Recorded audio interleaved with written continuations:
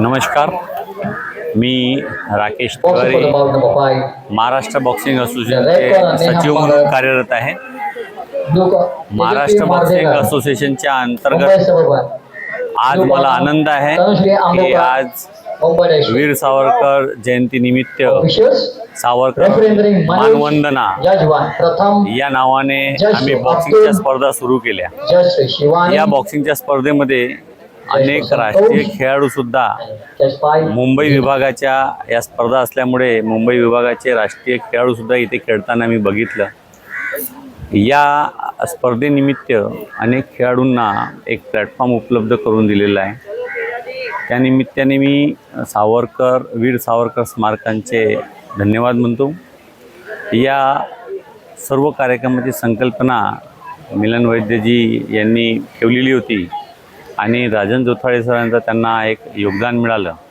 मुंबई जिल्हा boxing association व Maharashtra boxing association यांच्या सर्वांच्या संयुक्त विद्यमानाने वीर सावरकर स्मारक यांच्या अथक प्रयत्नाने आणि सहकार्याने या सावरकर मानवंदना स्पर्धेला मी आज इथे उपस्थित झालो। भाग्य समजतो की मी अशा एक चांगल्या आणि उत्कृष्ट स्पर्धेला उपस्थित झालो।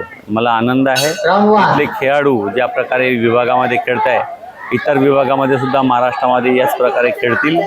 धन्यवाद। जय हिंद, जय महाराष्ट्र। माझं नाव डॉक्टर कृष्णा कांबळे, मी मुंबई उपनगर म्हणून आलेलो आहे।